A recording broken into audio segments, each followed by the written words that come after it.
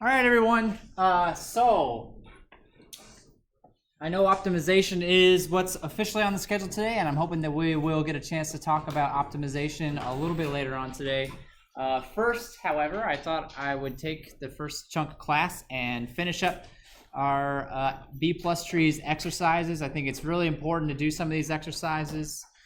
So we didn't quite get all the way through the insertion exercise. So what I'd like to do first is finish up the insertion exercise. We'll review that, and then I'd also like to do the deletion one as well, because I think it's important to understand that operation as well. So we'll do those to kind of warm up today, kind of start up today, and refresh our memory on B+ trees, and then we'll hop into the optimization stuff. I guess I should start out with a couple of reminders as well. You're probably already aware that homework 2 is due on Monday.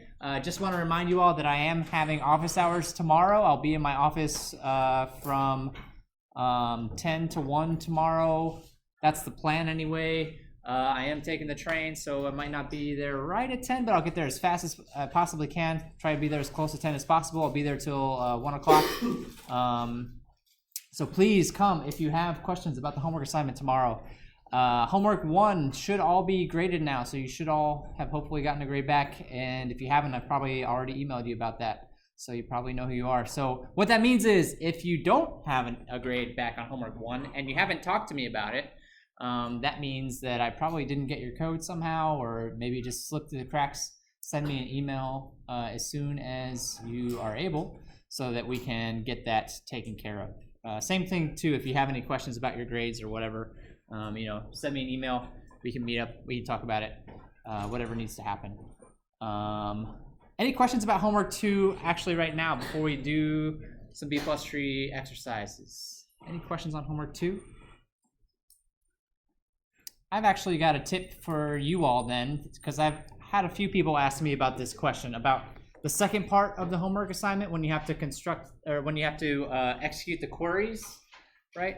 A lot of people have come to me and asked about getting started on that part, and I can understand that because it's a little bit tricky. It's not immediately apparent what to do.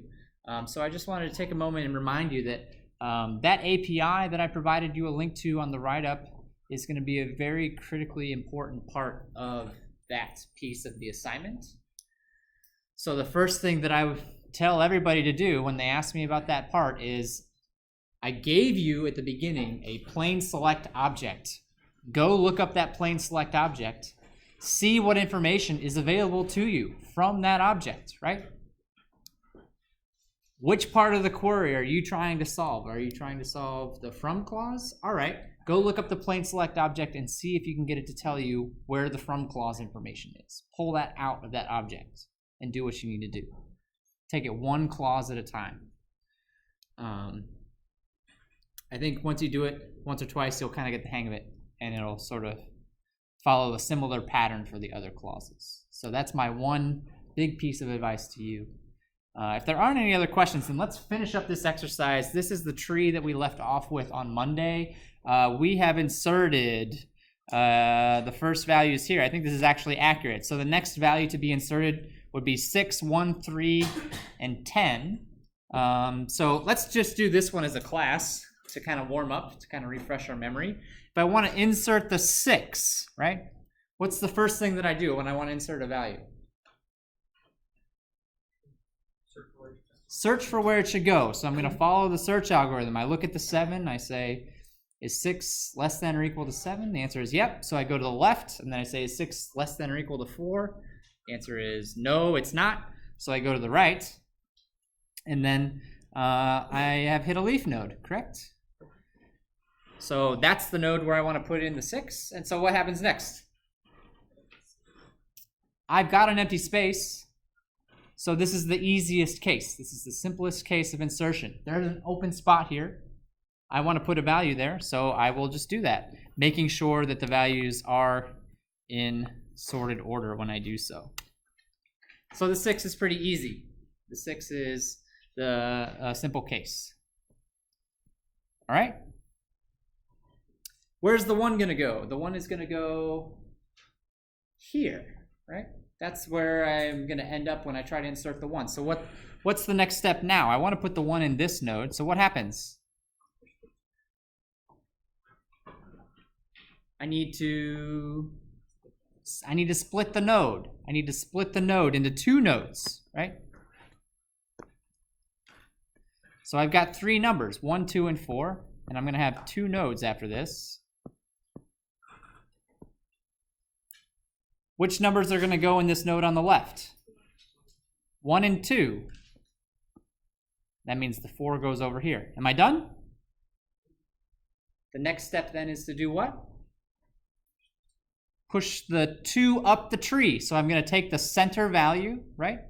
If they're all in order, I'm going to take the center value and I'm going to push that up the tree. So the 2 gets pushed up the tree, makes it to this parent here, and there's an open spot. So that's nice and straightforward. The 2 will go here and the 4 will go here.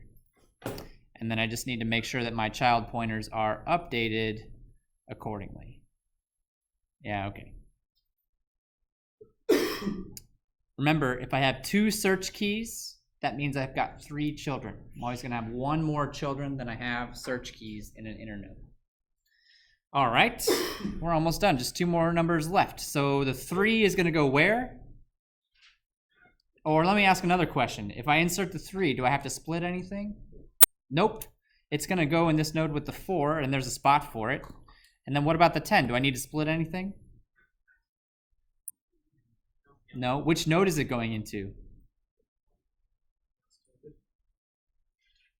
I've got 2 open spots here, and it looks like it might be able to go in either one, but we're going to follow the algorithm. The algorithm says I need to do a search. And so upon doing the search, I'm going to get to this search key of a 9, right? 10 is greater than 9, so I'm going to go to the right. So it's going to end up with the 12 down here, not with the 9.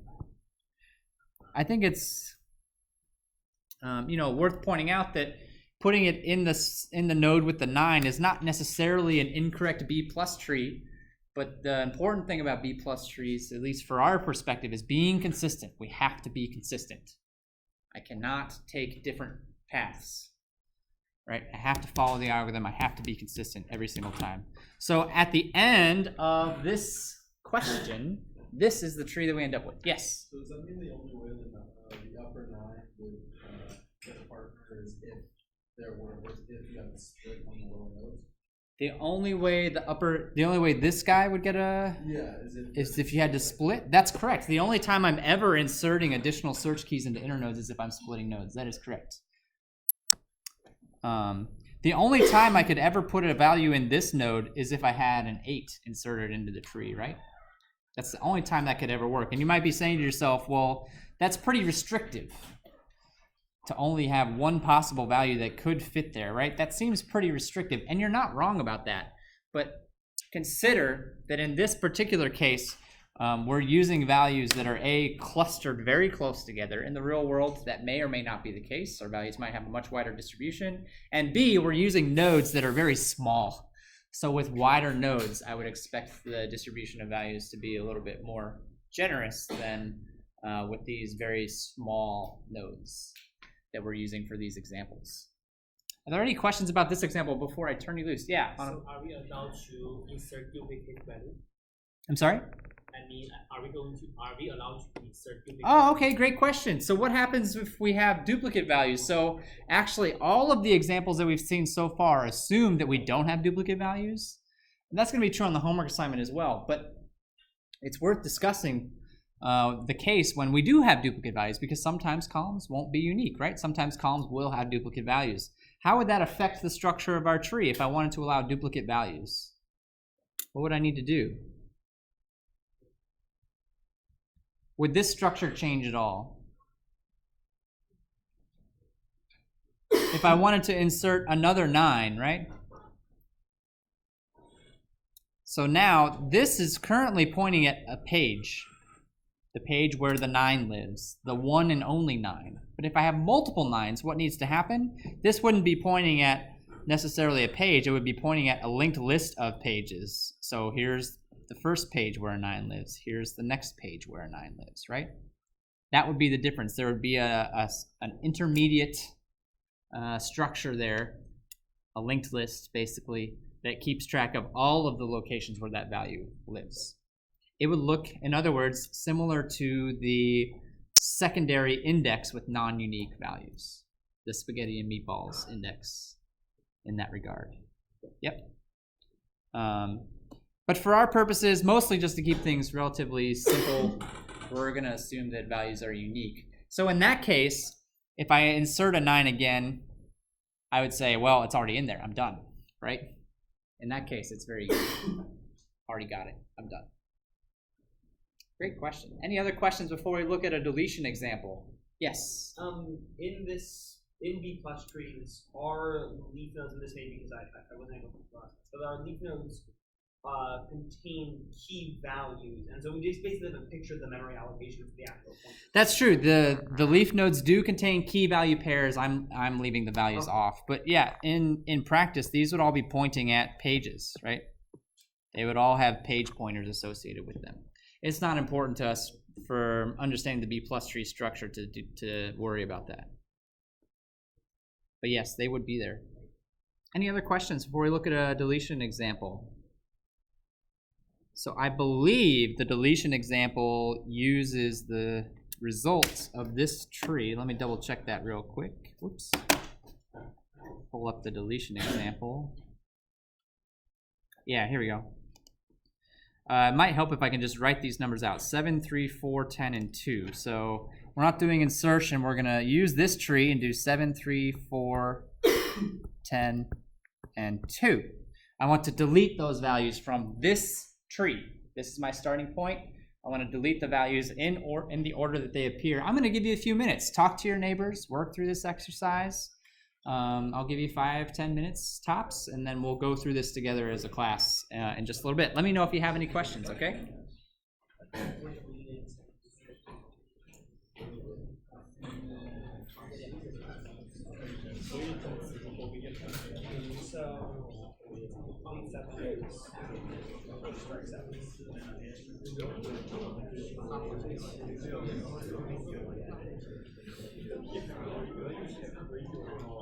No, well, the node is Right, so we can strike set one, we can strike yeah, the nodes are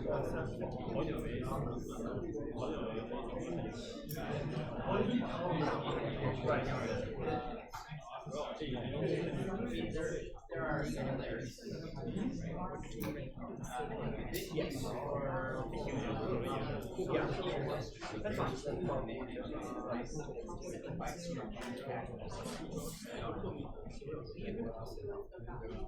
You got some one. So you pass when you borrow two, you pass out. Right. Because the value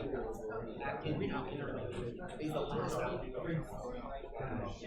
Because otherwise, if you left the 2 plus 3 and you were looking for 2, you would try to go this way. Because our rule is if it's less than or equal to, you go to the left. So, 1, and then you pass up 2. 7, 1, 2. 1, 2, 6.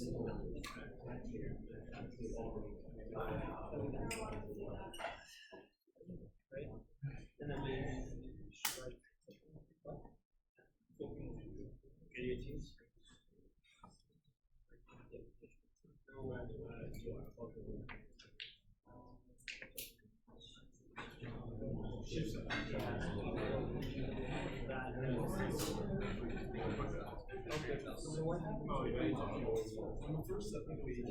None of it's similar to our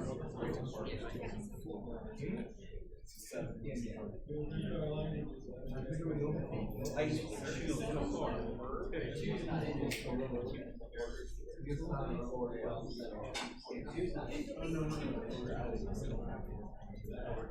with sure, let's see.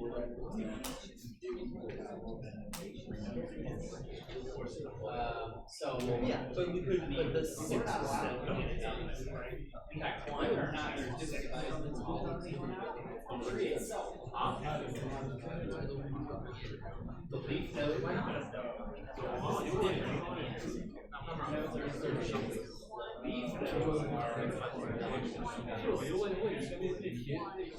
can see the same number in there, the leaf node can see Yes. So how is why can't we? Oh, I understand. you have many yes. Each node is like simple example have a three node is actually what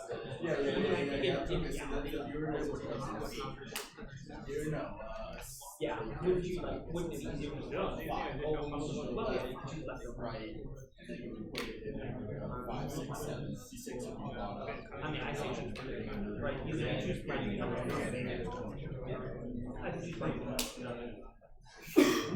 question? So, one gets Yeah, but there's too many search points. No, it's just update now. So how do we know that? So there should always be one more child than there are search points. Right? Or one fewer search points. But the two are here, right? If I only have 2 children, I would only expect one search key. One search key is enough for me to see how So that's the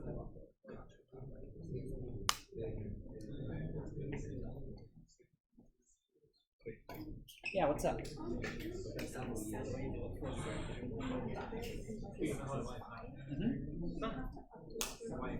That's a good question. That's a very good question. And this is one of the areas of the B+ tree where you have a little bit of flexibility. Some implementations might say, I want my search keys to be 100% accurate, right? So I'm going to switch that to 6. Other B+ tree implementations might say, well, 7's not hurting anything, right? It doesn't break the tree. It's still balanced. Right?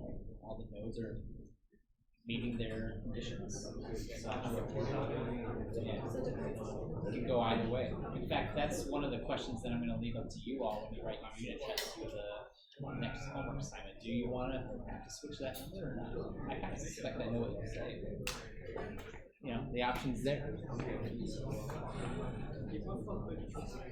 Couple more minutes. Yeah, what's up? So we were wondering, and maybe you just answered the same question. Yeah, sure. But on the very last deletion, you get rid of 2.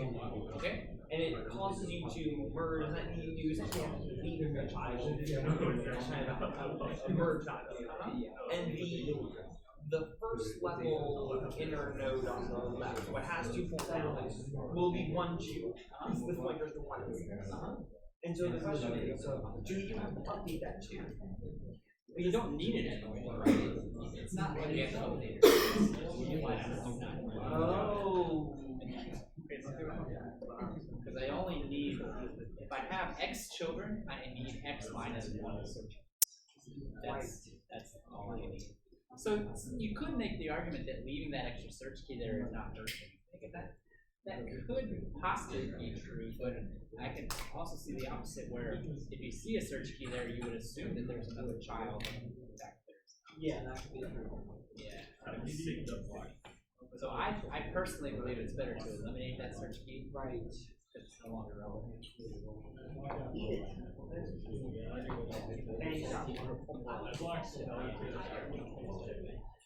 Wait, so would you how do you manage that though? Because then the 6, 7 pointer needs to move up.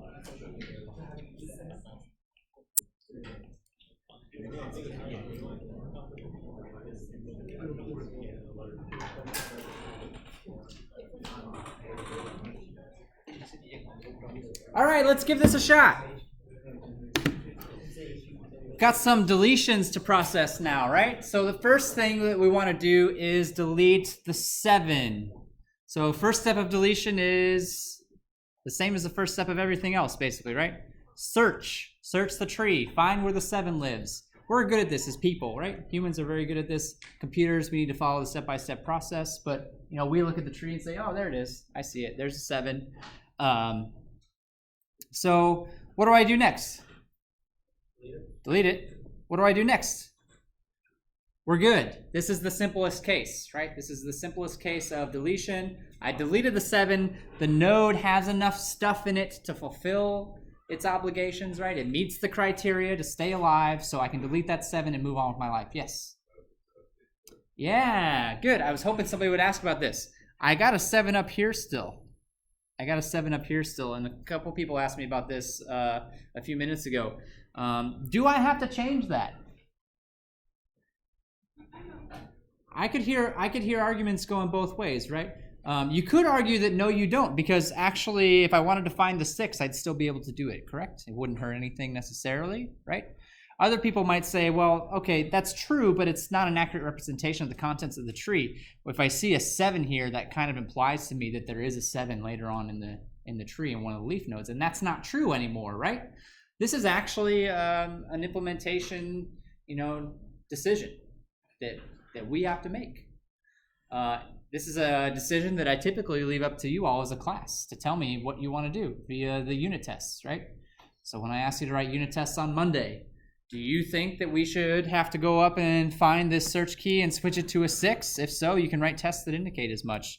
If you think that's a waste of our time and you think it's okay to just leave it as a 7, then I'm open to hearing that as well. I don't have super strong feelings one way or another. Actually, both implementations lead to proper B+ trees, and I think that's an important thing to understand.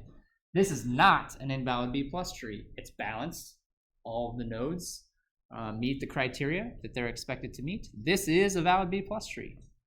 Yes? Couldn't there be, so the 7 also represents kind of the median split, right, of the data, and so couldn't there also be an argument made that by not changing the 7, you are properly predicting what data you expect to see in the future based on what you saw in the past? You're definitely, so I think I kind of get where you're going. You're definitely allowing yourself more flexibility in the future, right, by leaving the 7 there, because if I change this to a 6, I have now limited it to the fact that I can only insert things that are 6 or less on this left subtree, right? So I have decreased the possible values that might ever get put into this left subtree, which means that this left subtree is going to remain, its current size. However, eventually I might insert enough things to where that's no longer the case, right? To where that would no longer necessarily be true. So I think eventually, regardless of which way you decide to implement it, right, it will eventually even out. Either way. I don't have definitive proof that one way is more efficient than the other. That's actually a good question. That would be a testable thing if you wanted to do a little bit of testing once you have a B+ tree implementation, right? That would be a cool little experiment to try out and see. I don't have that data though. Yeah. Great questions. Any other questions before we move on to the next number? All right, 3 is next. So I've left the 7. If you don't like that, okay, I hear you. I understand that. Tell me about it in your unit tests. I'm going to delete the 3 next. So I search for the 3, and here it is. It's right down here. I delete the 3, and then I'm good, right? Nothing to worry about. We're all happy. Some people might say, well, maybe you should move this 4 over. Okay, yeah. Those are minor little implementation details, but yeah, we don't have to worry about anything else. So the 3 is done. All right, now we're going to delete the 4. So the 4 is in that same node where we just were, and now we have something to talk about, right? I've deleted the 4. The node is now empty. I can't have empty nodes. Actually, I can't have nodes that are less than 50% full. That is the official cutoff. So what do I try to do? What's the next step? I try to borrow. Who am I going to try to borrow from first? I'm going to try to borrow from the left side first. And actually, in this case, it's going to work, right? But I want to make it clear that even if it wouldn't work, I'm still going to try the left side first. I always favor the left side, right? If the left side doesn't have anything for me to borrow, then I'll try to look at the right side. Borrow from there. In this case, it's going to work. So which number is the left side going to give to me? The 2. Am I done? No. Why? The search key. The search key. In this case, we don't have a choice, right? Because if I'm trying to find the number 2, this search key is no longer accurate. This search key is telling me that the 2 shows up down here, and that's not true anymore. So I have to change this one. I have to update this one to be a 1 now. And actually, pay attention, that really pigeonholes us, right? Is there a number that I can put in this spot? Nope. Nope. Again, that would probably resolve itself over time with additional insertions and deletions, right? But as it stands right now, this is just dead space. That is just totally dead space. That is one of the trade-offs that we've made by having this B plus tree algorithm. We want the dead space. That's what allows us to perform insertions more quickly, right? But sometimes it's going to lead to dead space that is just purely dead, unfortunately. Yeah. Why is it that we favor the left to borrow? Is that a simple choice, or is that tied to our less than equal to the left? There's no reason. There's no reason other than consistency's sake. Yep. So, I mean, from a practical standpoint, the reason that we favor the left side is because the examples that I have in the slides and the accompanying text favor the left-hand side. Implementing B plus trees that favor the right-hand side are still perfectly valid implementations. You just have to be consistent. I guess to be clear, I guess I'm confused as to why borrowing requires the same consistency that search. It doesn't. Okay. It doesn't. No, I could try to borrow from the right-hand side first if I really wanted to, as long as I always tried to borrow from the right-hand side first. Yep. And actually, that's a common question that I get, because people, I think I mentioned this last time, people will go out and seek out other B plus trees examples and then wonder why their B plus trees are coming out differently than ours. Well, they're favoring the right in some situations, and that's okay. That's actually a valid implementation. That is not wrong. We are choosing to favor the left side. All right, so we did the 7, the 3, and the 4. Now we're going to do the 10. Here's the 10. I erase it. This is another easy one, right? But then I think once we delete the 2, things get to be a little bit more interesting, right? So I delete this 2. What am I going to try to do first? I'm going to try to borrow. First, I'm going to try to borrow from the left. I can't do it. Then I'm going to try to borrow from the right. I can't do that either. They don't have any extra values. So borrowing's out. What do I try next? Merge. I'm going to try to merge. Who do I merge with? Does it, in this case, does it matter? Not really. But if I had a larger degree, right, it could potentially matter. And you probably already know what I'm going to say. I'm going to try to merge with the left sibling first. In fact, there's no reason why I can't merge with the left sibling if it exists. If it doesn't exist, then of course I'll go to the right. So I'm going to try to merge these 2 nodes together, which has the effect of basically removing this one. Are we done? So this is another similar question to the one that we talked about before, right? Do I have to update this search key? Some people might say that it's not hurting anything that this search key is here. I think the counter argument to that is the fact that this search key is here, this 4, implies that there's another child that I could take. And there's not. There's not. There's only 2 children. Having search keys implies that there's 3 children, which is no longer the case. I do believe that it's more correct to take this out. Take that search key out.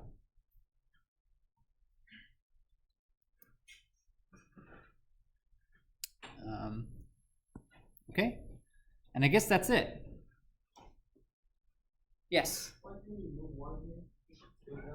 Move 1? Move it where?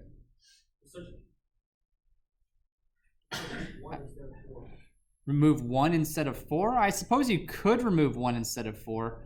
Would that always be the case? I guess potentially it would be. Again, the important thing here is consistency. Got to do it the same way every time. So why did we remove the 4? We removed the 4 because that was the search key associated with the node that is no longer there, the middle node. That's why the 4 got removed, right? The 1 is associated with this left node. Or another way of thinking about it is this 1 says that the largest value in the leftmost subtree is 1, which is a true statement, right? Yeah, I'm thinking about whether it would be, so I understand that it would have been valid to delete the 1 in this particular situation. What I'm wondering is it always okay to do that? That's what I'm unsure about. That's what I'm trying to think about now. Would there ever be a case when taking this search key away would lead to an improperly structured B plus tree? I'm not sure that I can think of one. I haven't thought about it before. It's an interesting question. In this case, either one is technically leads us to a valid tree. Any other questions? Yeah, what's up? So if we're always making decisions that should we just always update search keys if the largest value in a node is removed? If the largest value in a node is removed, should you always update the search keys? Again, I think there's some wiggle room there, right? I mean, some people would say, yes, I think you should do that. Other people would say, technically, you don't necessarily have to. It's like that's something we're having to deal with.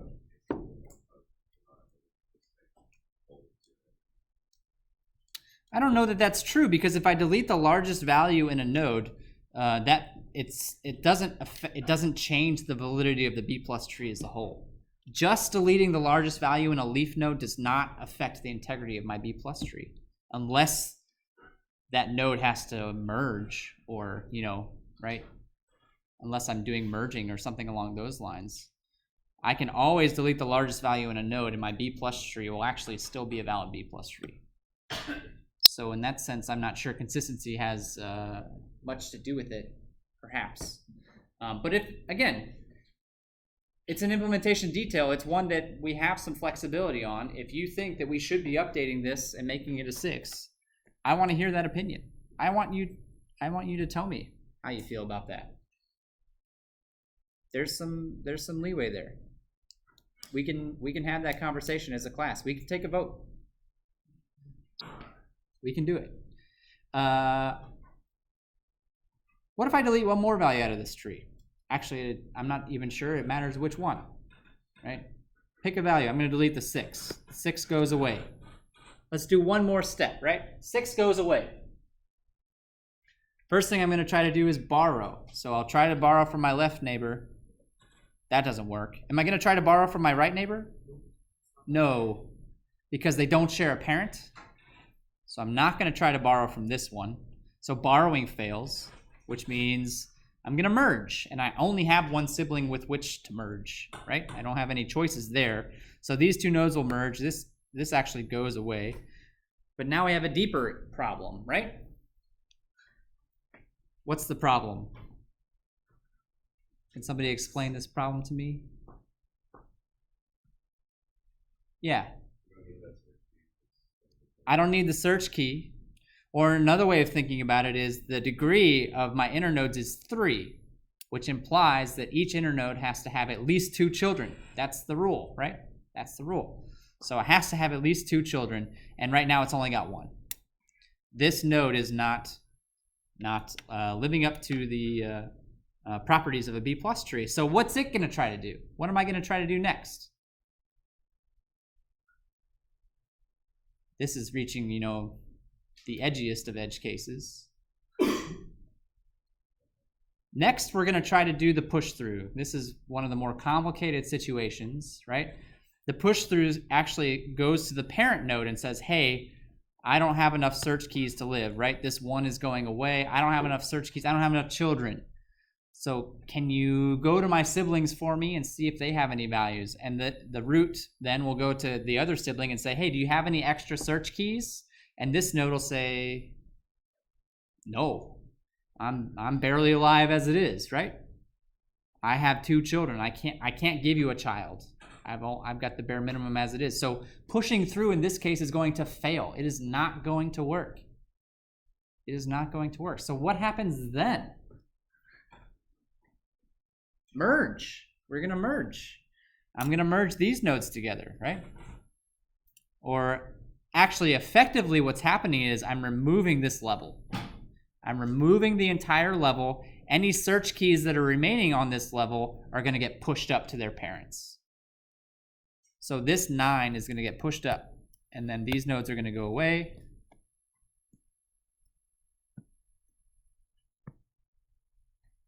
And what a great choice of search keys. That's all I got to say about that. Sup, YouTube? All right. That's what our tree would look like when we're done. Any questions? Actually, the 6 could turn into a 1. Ruins the meme, but more technically correct. More technically correct. Any questions? All right, let's switch to today's topic then.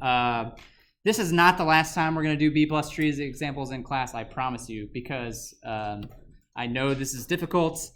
We might do some in class on Monday when I talk about the assignment. We'll definitely do some before the exam because these are going to be on the exam, so we'll definitely do some more during the review session for the exam if you guys want to, and I'm happy to do more in office hours if you need more help. I don't know why I'm erasing this. That's okay. Let's talk about today's stuff. Nope, that's the wrong slide deck, sorry. Sorry.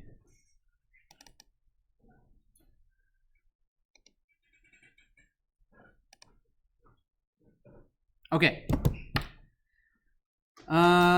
So for the past week and a half or so, we've been talking about optimization, but we've been talking about using indexing to perform optimization, right? The whole goal of indexing was to provide a secondary access path that is faster. So can I access the data in the tables faster? The answer is yes, I can use indexing. Whether that's a single layer index, we talked about the different kinds of those, or more commonly through a B+ tree. Today, we're going to talk about a different kind of optimization. Today, we're going to talk about how I can optimize the execution of the query itself. So remember that a query is really just a series of what kinds of operations? Set operations or relational operations, right? Relational algebra operations. A query is just a set of relational algebra operations, right? So what can we do with those operations to help make the query execute faster? That's kind of the topic for today. So here's sort of a high-level overview of where we're at in the class and kind of where we're going. We've already talked about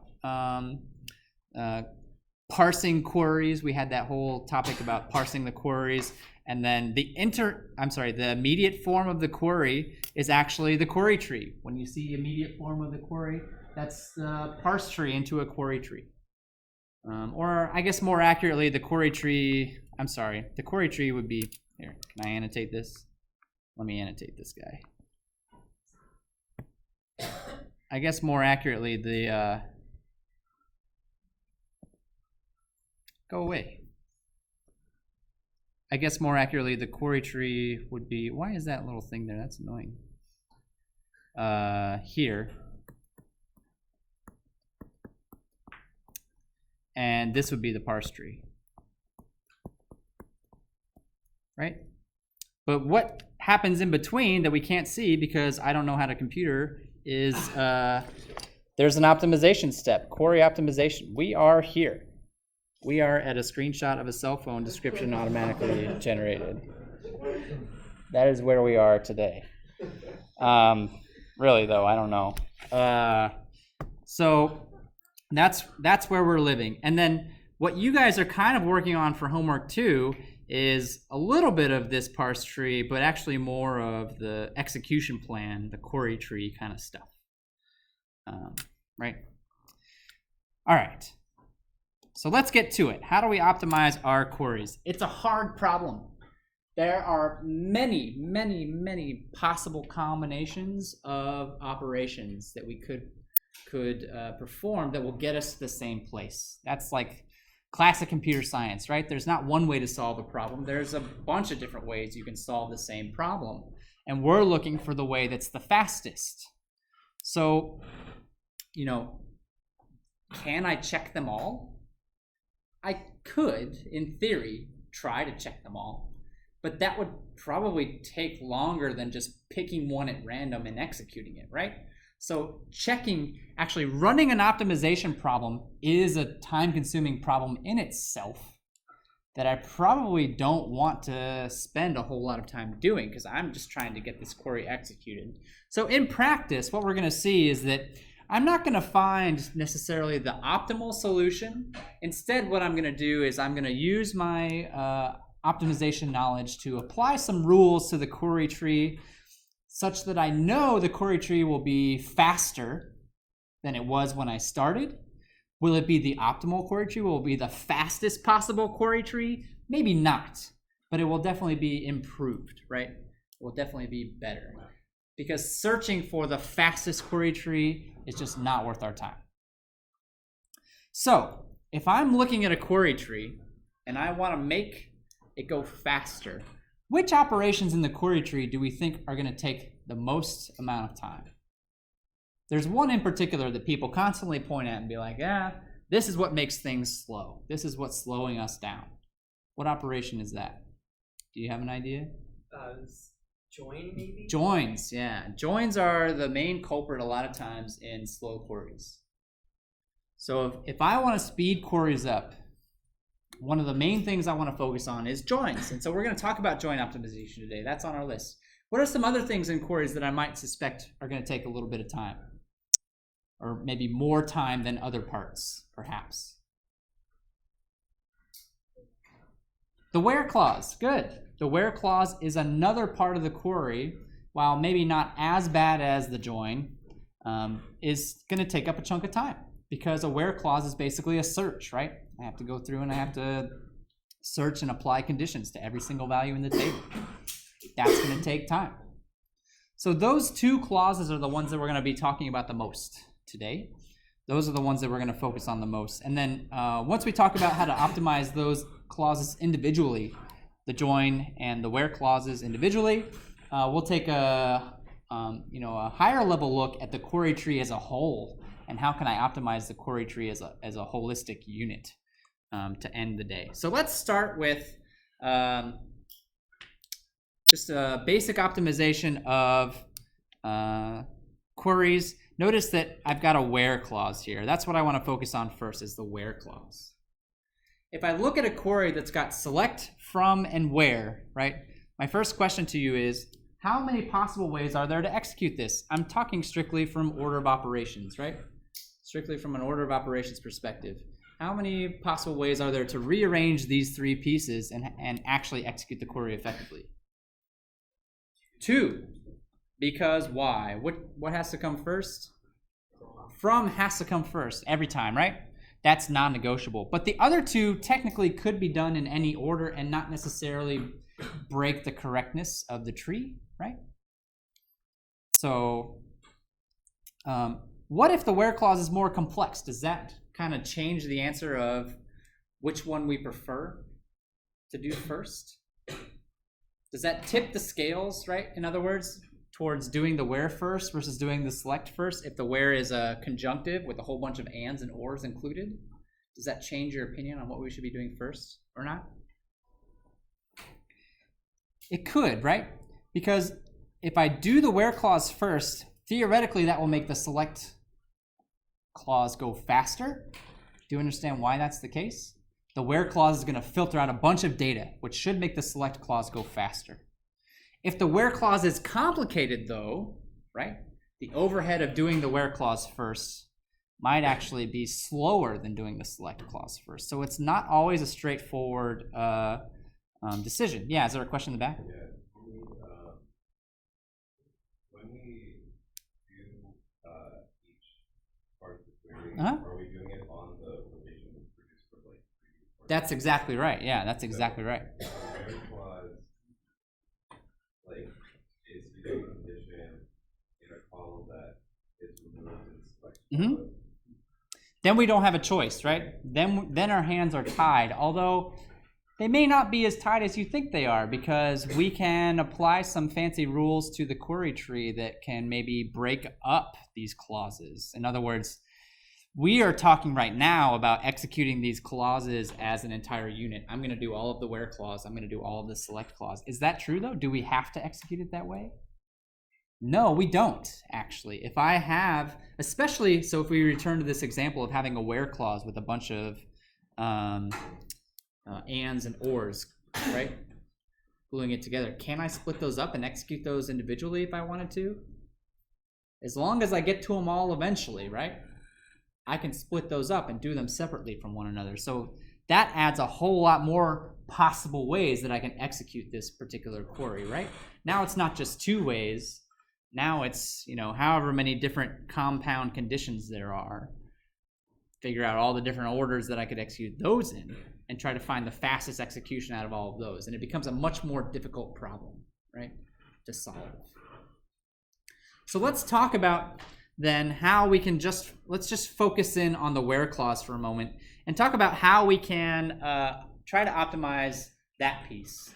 So the most important factor when it comes to optimizing the where clause is this idea of selectivity. Selectivity is a very simple ratio. It's the ratio of tuples that satisfy the condition to the total number of tuples. So a couple of questions to think about here, right?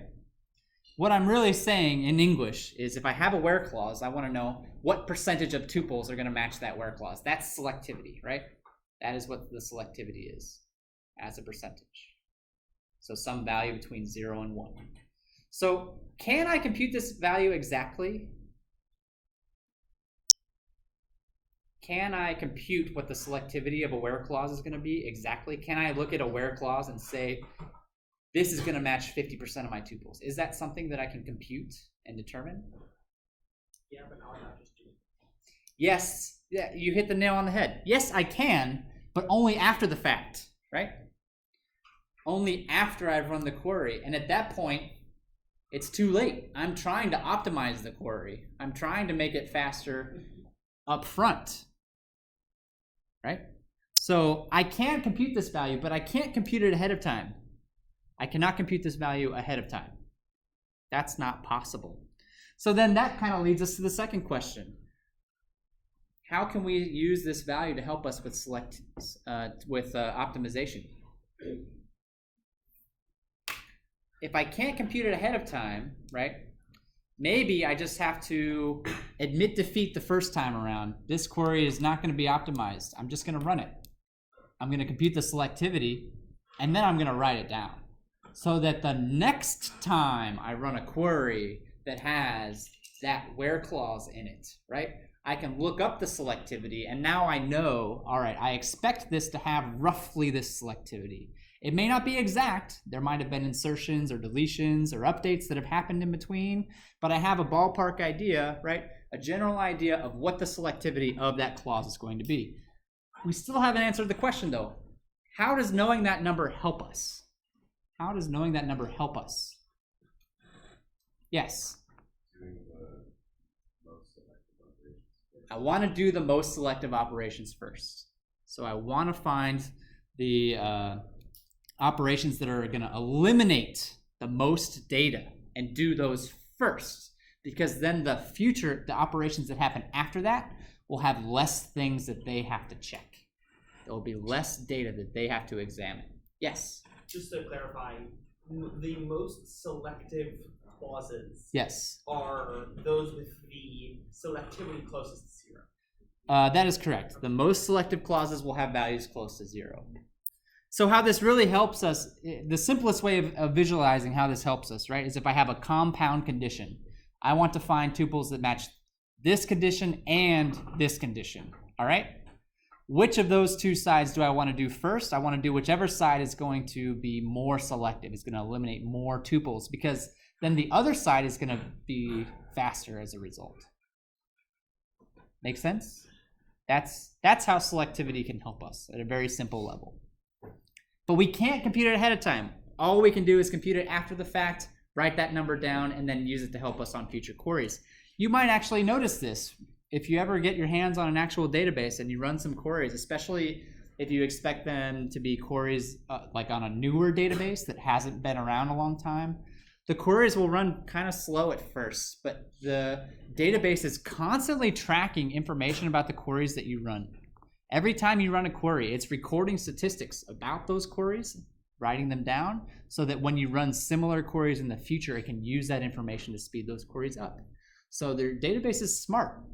And over time, you should see an increase in performance of your queries as a result of the information that it's recording, such as selectivity. All right, let's talk about the big one, joins. Joins are a huge area of opportunity. And believe it or not, there's more than one way to perform a join. So there's 4 ways up here. Actually, there's probably more than 4 ways, but these are by far the 4 most common ways of performing a join. And I want to run through what they are with you. The first one on the list, nested loop, is probably the most simplest, most straightforward. It's probably also what most people think of when I say, how does a join work, right? Nested loop. I have an outer loop for one table. I have an inner loop for another table, right? It's n squared, where I have to match every tuple against every other tuple from the other table, right? It's a nested loop. Everybody on board with that one? That's the simplest one. It's also the worst performing, right? It is the worst performing one on the list. We don't want to do that if we don't have to. That is not the kind of join that we want to perform. So the other 3 on the list are options that we can perform if certain conditions are present. A single loop join can be executed if one of the columns in the join condition is indexed. If I have an index on one of those 2 columns, then I can have one loop to go through one of the tables and plug each value into the index, right? I don't need a loop for the second table. It's got an index. Plug the value into the index. That's going to be much faster than using a second loop, a nested loop. Use the index. The index will look things up very, very quickly. So if an index exists on one of the join condition columns, we can do a single loop join. Actually, this reason right here is why one of the most common columns that I'm going to index in a database are the foreign key columns. It's a pretty much standard these days. I'm always going to index my foreign key columns for this reason right here. Greatly improves the performance of a join. Allows me to do single loop joins instead of nested loop joins. Okay. Sort merge join. So the conditions that have to be true for a sort merge join, it's actually kind of a doozy of a condition, requires that both of the columns that of my join condition are in sorted order. And you can think about how this would work, right? It's basically the last step of a merge sort, where I'm taking the two values and kind of zippering them together. You know how merge sort ends up at the end, right? If both of my join columns are stored in sorted order, I can do this very, very, very quickly. Very, very, very quickly. It ends up basically being a merge sort-like operation. The downside, of course, being that does not happen very often, right? This is a very rare case when we can actually pull this off, which is unfortunate because of all of the 4 that are on this list, that one's actually the fastest. That is the fastest way to join 2 tables together, but it's also probably the rarest. And then partition hash. The way that works is I take one pass through, I pick a table, right? Usually I'll pick the smaller of the 2 tables. I'll go through that table and I'll insert all of the values from the join column into a hash table. And then I'll go through the second table and I'll just look them up in the hash table, right? That's constant lookup time, right? So it should theoretically give me good performance. The main condition here, the main limiting factor for this one, is that in order to efficiently construct that hash table, the table needs to be small enough to fit into memory. If the table is too large to fit into memory, the performance benefit is not going to be significant enough, or actually not, it won't exist at all. Having to go to disk will eliminate any possible performance benefit that I would expect to gain out of this particular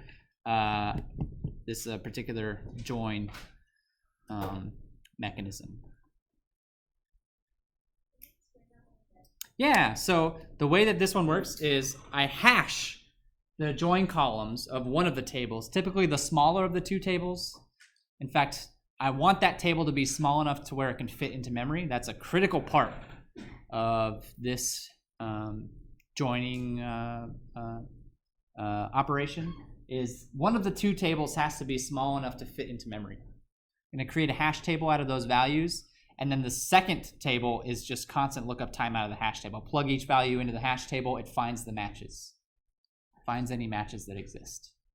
That way I don't have to search every single tuple, right? I can just plug it into the hash table and get each value back out. Yes? I was just wondering, in our homework implementations, we have kind of, in the way we structured it, made the implicit assumption that all of ours are going to be able to fit because we haven't really been structuring our things to reach back to the actual files with the fallback that they don't.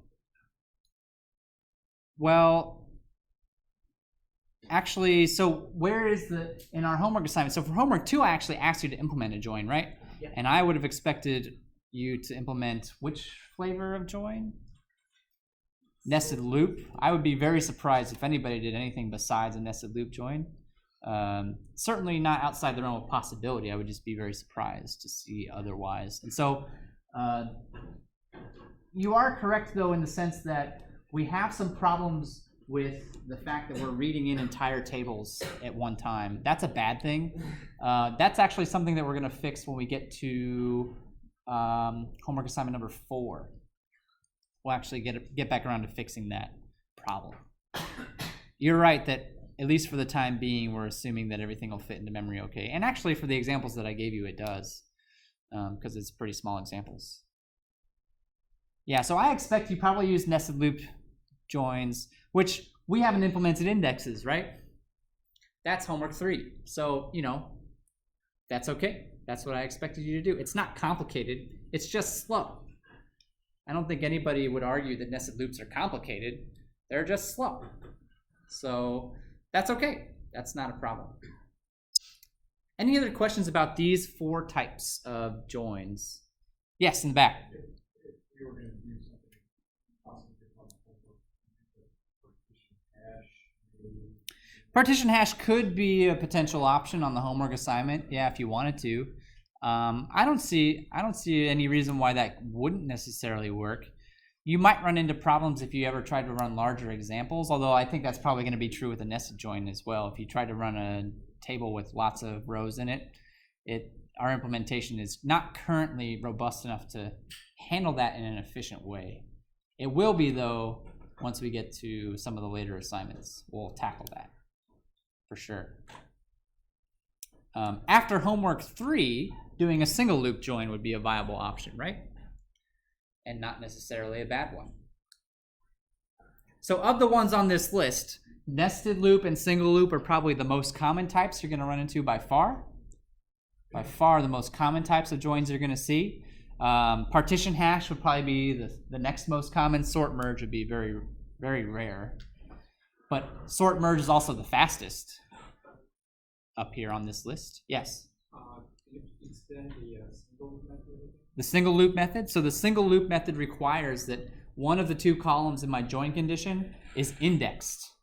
So I loop through the table that's not indexed. I plug the values into the index. That's what allows me to eliminate the second loop, is using the index. Yep. Any other questions while we're on the topic? Yes? What do you mean by hashing the table? Creating a hash table, creating a,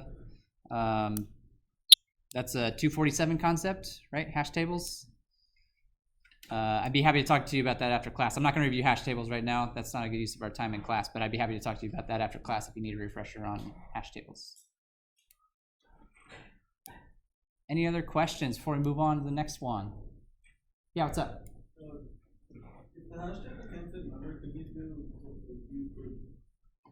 why is it still inherently as that? Because even if it can't fit memory, it's like kind of has to be stored in files. Isn't it just kind of that instead of all that square? If you have to store it in files instead of memory, I'm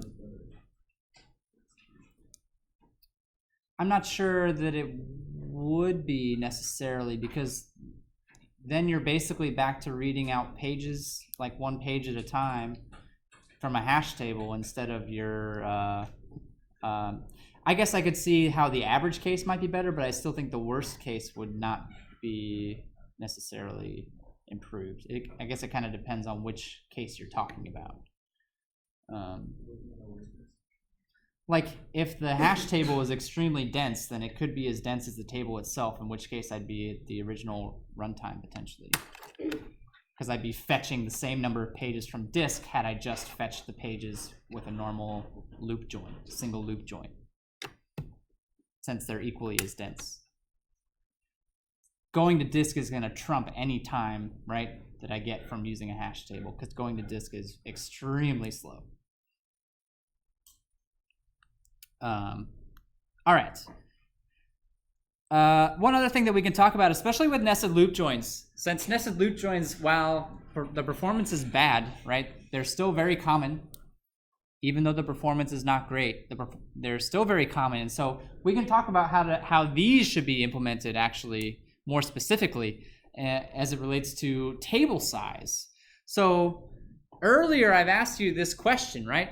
If I have a join and I swap the order of the tables, does it affect the outcome of my join?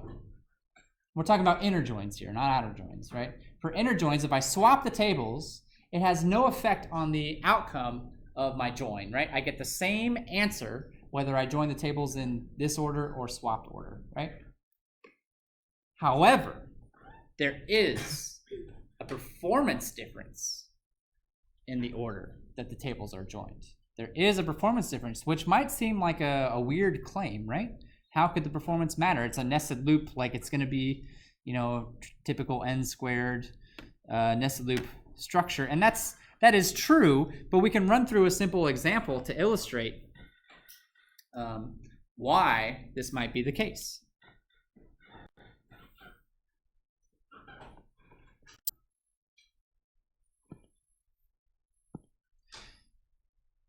So I'm going to assume that one table has 10 pages and another table has 2,000 pages, and we're using a nested loop join here, right? And I want to know, there's two possible ways that I could run this as a nested loop, right? Small table on the outer loop, large table on the inner loop, or the other way around, right? Large table on the outer loop, small table on the inner loop. And I want to know how many page reads would happen in both configurations. So, you know, if I say for 10 pages and then for 2,000 pages, right? How many page reads total is that going to be? What's the math?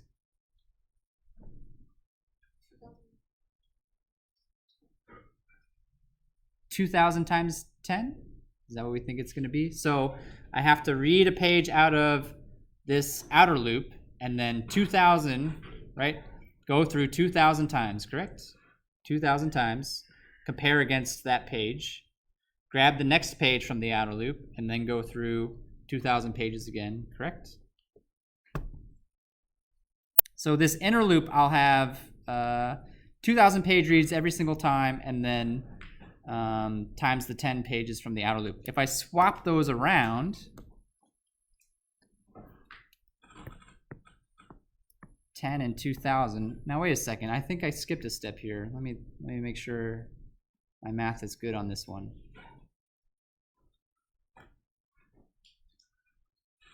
I'm sorry. No, we did skip a step. Let me put it back. Sorry, I skipped a step.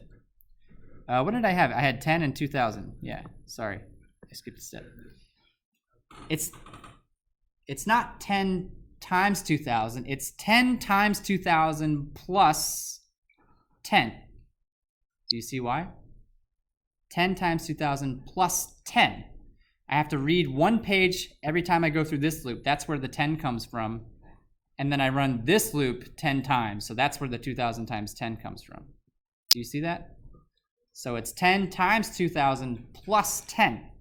So the total for this configuration would be 20,010. Does everybody understand why that's clear? I forgot the 10 last time. Sorry about that. Plus 10. All right.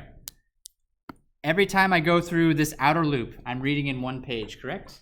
So I'm going to read 10 pages there. There's 10 pages. I'm going through that outer loop 10 times. There's one page per loop, so there's 10 pages. I'm going through this inner loop 2,000 times 10. So that's 2,000 times 10. So I've got 2,000 times 10. That's 20,000 plus 10 from the outer loop. That's 20,010 times for this configuration. But if I swap it around, if I swap these two numbers, here's 2,000, here's 10. This inner loop is going to run 10 times 2,000, just like last time, right? Just like last time. This inner loop is still going to run 20,000 times, but now this outer loop is reading 2,000 pages in. So I'm now going to have 22,000 page reads for this configuration. Does that make sense to you why that's the case? I have 22,000 page reads. So what does that tell you? The join order actually does matter. I want the smaller table to be on the outer loop. That's going to lead to fewer page reads. The smaller table should be on the outer loop. Yes? So from a pure page read perspective, that's true, but wouldn't it be trumped by the fact that you're probably keeping some of the pages in memory as you go through? Caching does have an effect, yes. And so if you're able to keep all of the pages, I can defeat any caching argument by using larger numbers, though, right? Yeah. If I use larger numbers, then I can still make this argument that it works. I chose small numbers to make the math easier on me. But with large enough numbers, I can combat any caching argument. You are correct, though. For smaller numbers, the cache is going to help us a lot. Yeah, the general fact still remains that I want my smaller table to be on the outer loop. That's going to give me faster join performance. Now, the good news is that if I'm writing the queries, I don't have to know which table is larger or smaller. That actually used to be the case. As a SQL programmer, you used to have to know which table was smaller, which table was larger, and order your joins according to table size. That used to be part of a SQL developer's job. That's not true anymore. These days, the database is smart enough to do that for you. It'll look at the table size and reorder your join for you on your behalf to make this happen if it's necessary to do so. But since we're implementing the database, this is something to think about. If you wanted to optimize your nested loop join, you could do a simple call to see how many tuples are in each table. It would speed things up a little bit.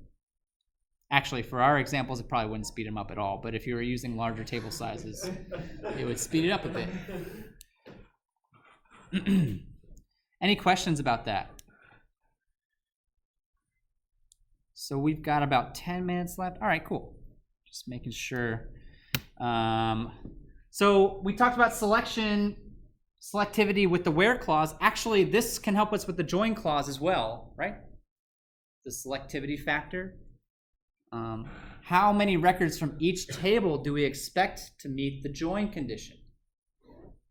Again, can I compute this up front? No, but I can compute it after the fact and remember that value later. How does this help us? What kinds of joins is this going to affect?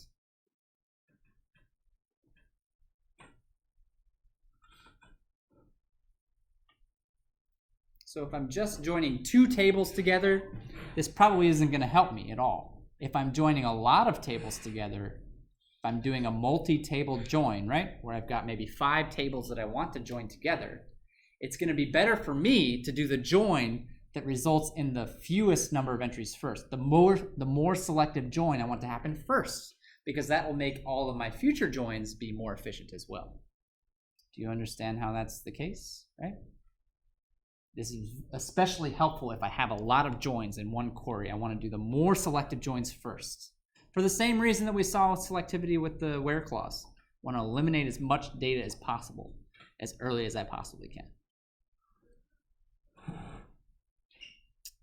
All right. The last topic on the agenda today, which unfortunately I don't think we're going to have enough time to cover fully, but I'll get as far as I can in the last few minutes here, is to manipulate the query tree directly. So there are some heuristics. A heuristic is just a rule, right, that I can apply to a query tree that, if done correctly, will lead to a query tree that is more efficient than the one that I started with. So here, it's important to understand, right, that a heuristic does not guarantee that I hit the optimal query tree. That is not a guarantee that a heuristic is going to give to us. I might not have the fastest query tree. It is telling me that if I apply the heuristics, that I will get a query tree that is faster than what I started with. That is the plan here, right? We have to keep in mind that as I apply these heuristics to the query tree, it's very, very important that I maintain the correct order of operations. In other words, I cannot break the correctness of the query in the process, because what we're going to be doing is moving things up and down the tree, moving things around the query tree. There is some flexibility there. I can move some things without breaking the query, but I need to be careful of that. And so what I'm going to spend the last few minutes of today talking about is what kinds of moves can I make? And then of the possible moves that are available to me, which ones will lead to a faster query tree, right? So some things that we can keep in mind, some things that the next two slides are basically just things that are possible to do with a query tree. Are these things that are necessarily good ideas to do, or things that are going to lead to a better outcome? Maybe, maybe not, right? We're just looking at basically what is possible right now, and then we'll talk about, all right, what is actually a good way to apply these such that we get a faster query tree back out. So one thing that we can do when we talk about selection operations, which again, selection operations pair up with the where clause, right? I'm talking about the where clause. When I say can cascade conjunctive select conditions, what I'm referring to is if I have a conjunctive select, meaning a select with a bunch of ands on it, I can, instead of running that as one giant select statement, I can break that up into component parts and run those parts one after the other. That's what we mean by cascading, right? I can take that conjunctive, break it up so that I run one after the other, after the other, after the other. And hopefully you agree with me that that will get me to the same place. It will still be a correct statement, right? If I run those one after the other. Actually, even the order that I run them in does not matter. As long as I run them all, I'll still end up in the same place. That's what we mean by commutative. Commutative means that not only can I break those conditions up, I can swap the order of them, and it's not going to affect the outcome. It's not going to change the results. Projections. So cascading projects. So in other words, if I have a big projection, a projection that includes a lot of columns, and I wanted to break that up into a sequence of projections, it's kind of irrelevant. If I'm running a lot of projections on a relation, the only one that really matters is the last one, right? Anything that I do ahead of that, really irrelevant. The only one that matters is the last one. That last one tells me what I'm going to keep. Everything else gets tossed out. So anything that I've done up until that point is kind of irrelevant. The more interesting thing about projections is that sometimes I can swap the order of a projection and a selection. I can swap the order of those things, but one condition has to be true in order for me to do that. Anybody think of what condition would be necessary in order for me to swap a projection operation with a select operation? What would have to be true?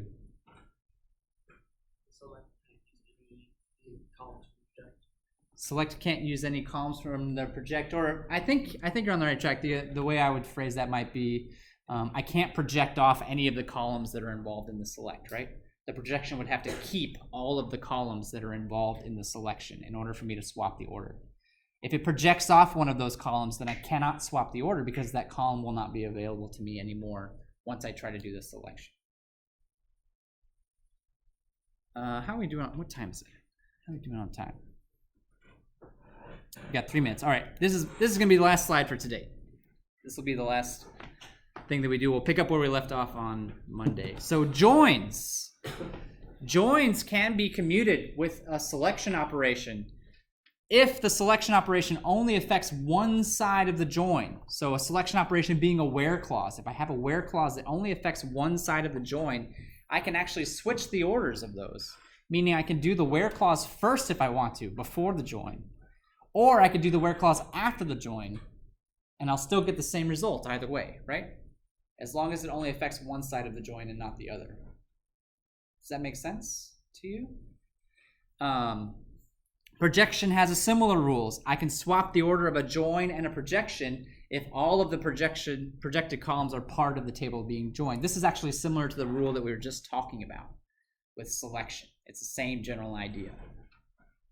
If all of the columns involved with the join are being kept by the projection, it doesn't actually matter which order I do those operations in, right? As long as all of the columns are still available to me. And then to kind of wrap things up, for set operations, we actually talked about these a little bit ago. Union and intersection are commutative, meaning I can do them in any order. Union, intersection, and join are associative. All set operations are commutative with select, and projection is commutative with union. I flew through these in part because we don't see unions and intersections in our trees very often at all. So these rules, while they are technically correct, are not rules that we're going to be leaning on a lot. So I kind of flew through those, partially because I'm running out of time. And then this last one is also very important. I know we've talked about this before. A Cartesian product plus a selection statement equals a join. So I'm kind of leaving you guys on a cliffhanger here. I know we haven't actually gotten to the optimization piece of this yet. We've just set the stage, set some ground rules, but I'm out of time for today. So sleep on that over the weekend. We'll cover it in class on Monday, which again is the day that homework 2 is due. So I'll see you on Monday. Have a great weekend.